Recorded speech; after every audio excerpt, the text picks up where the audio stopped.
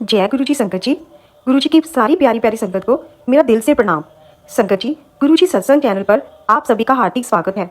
संगत जी, गुरु जी कहा करते थे कि सत्संग करन वाले दा भी भला ते सत्संग सुनन वाले दा भी भला। संगत जी, आप हर एक सत्संग को शुरू से लेकर अंत तक जरूर सुने, क्योंकि हर सत्संग में आपके सभी सवालों के जवाब होते हैं। संगत जी, आज की सत्संग को शुरू करने से पहले हम मंत्र जाप करते हैं। ओम नमः शिवाय, शिव जी सदा सहाय। ओम नमः शिवाय, गुरु जी सदा सहाय। जय गुरु जी संगत जी, आइए हम सत्संग को शुरू करते हैं। गुरुर् ब्रह्मा गुरुर्विष्णु गुरुर्देवो महेश्वरा गुरुर् साक्षात् परब्रह्म तस्मै श्री गुरुवे नमः। जय गुरु जी। जय गुरु जी संगत जी, लख लख शुक्राना मेरे मालिक का, मेरे महाराज का। संगत जी, आज हम गुरु जी की डिवाइन बुक दिव्य आभा के 68वें अध्याय का श्रवण करेंगे। संगत जी, हमारे गुरु जी महाराज तो सर्व ज्ञाता हैं। उन्हें भूत भविष्य और वर्तमान सबका ज्ञान है।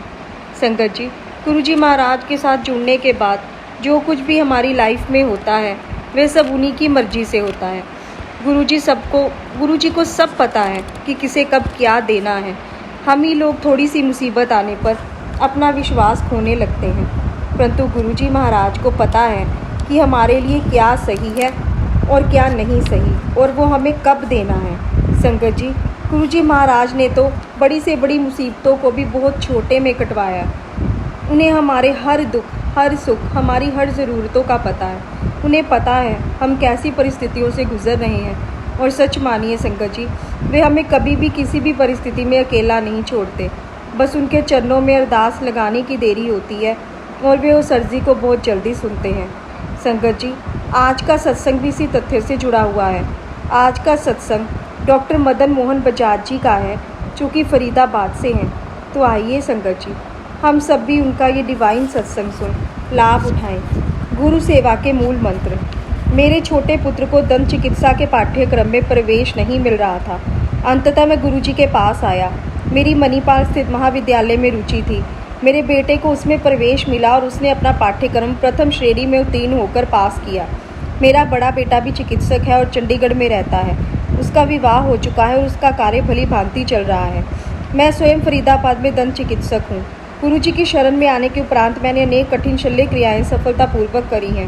प्राय रोगी के स्वास्थ्य के कारण उन्हें कठिन कहना उचित होगा, किंतु गुरु जी की कृपा से रोगी चिकित्सा के पश्चात संतुष्ट रहे हैं। मेरी बेटी पल फैशन और डिज़ाइन अकादमी से फैशन डिज़ाइन टेक्नोलॉजी पाठ्यक्रम करना चाह रही थी।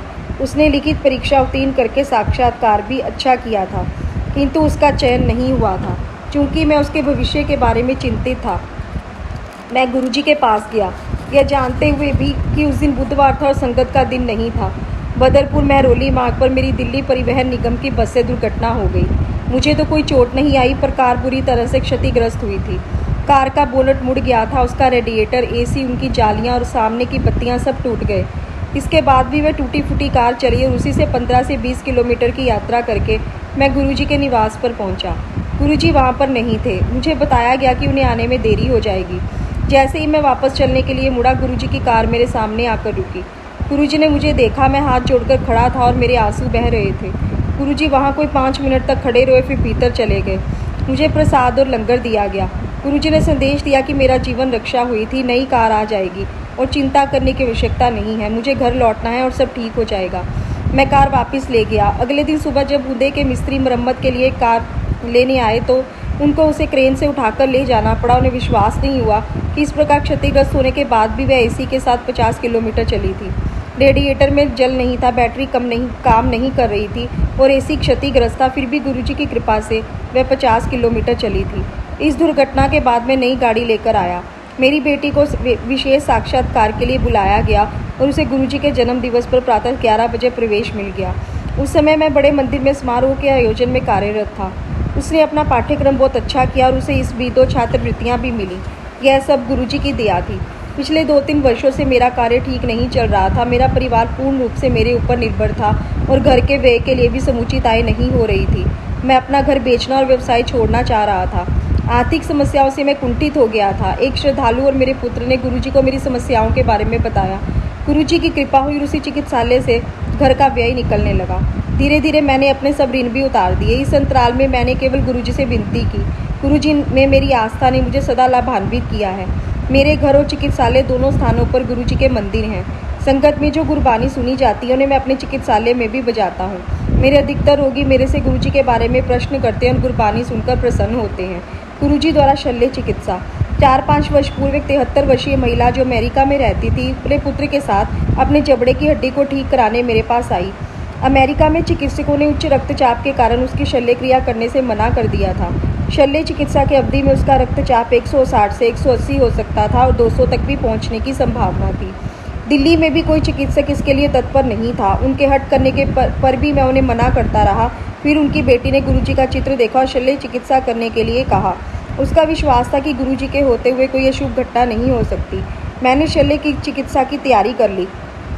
शल्य क्रिया विशेषज्ञ निश्चेतना में करी गई और उसमें 2-3 घंटे लगे। शल्य क्रिया होते हुए 2 बार निश्चेतन विशेषज्ञ ने कहा कि रोगी डूब रही है, पर शल्य क्रिया पूर्ण हो गई। रोगी ने अपनी बेटी को बताया कि 2 अवसरों पर उन्होंने गुरुजी को श्वेत वस्त्रों में देखा और दोनों बार उन्होंने आश्वासन दिया कि सब ठीक हो जाएगा।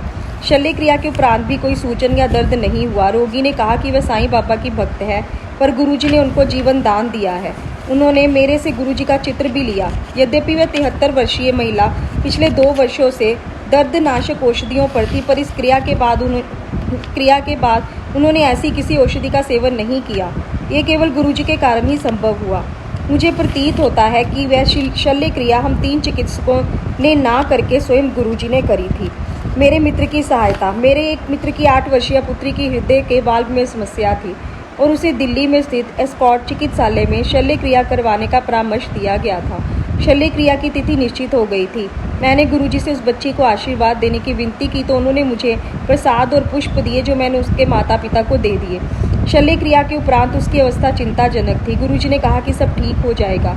मैं रात्रि को 1 बजे स्कॉट्स में जाकर माता पिता से मिला तो वे चिंतित थे। मैंने उनको प्रसाद दिया और गुरुजी का कहा हुआ दोहराया। गुरुजी द्वारा मुझे दिया हुआ उनका अपना चित्र भी मैंने उनको दिया और उसे बेटी के कक्ष में रखने को कहा। गुरुजी के कथनानुसार वह बच्ची शीघ्र ही स्वस्थ हो गई, परंतु 1 वर्ष के बाद उसकी अवस्था पुनः बिगड़ गई। गुरुजी उस समय जलंधर में थे। जब मैंने उनको बताया तो वे बोले, तू लंगर कर, चिंता ना कर, कुड़ी ठीक हो जाऊगी। थोड़े ही दिनों में वह ठीक हो गई और अब आनंद से रह रही है। एक बार गुरुजी पंजाब में अपने गांव चले गए। मुझे इस बारे में पता नहीं था और 10 दिन तक उनके दर्शन ना हो पाने के कारण मुझे नींद नहीं आ रही थी। एक दिन PVR साकेत में देर रात्रि को सिनेमा देखकर मैं पत्नी के साथ गुरुजी के स्थान पर जा रहा था। अंधेरिया मोड़ पर कार का अगला टायर फट गया और कार एक ओर झुक गई। मैंने कार को रोककर पत्नी की सहायता से उसे धक्का दिया और एक ऐसे स्थान पर पहुंचे जहां 2 ट्रक खड़े थे। एक चालक ने मैंने टायर बदलने की विनती करी। वह सहायता के लिए आए, पर विस्मय की बात है कि टायर में फटने का कोई चिन्ह ही नहीं था। उन्होंने सोचा कि अधिक मद्यपान के कारण मैं होश में नहीं हूँ। मेरी पत्नी और मैंने पिचका हुआ टायर देखा था। हम अचंभित थे। उस समय हम गुरुजी के पास नहीं जा सके।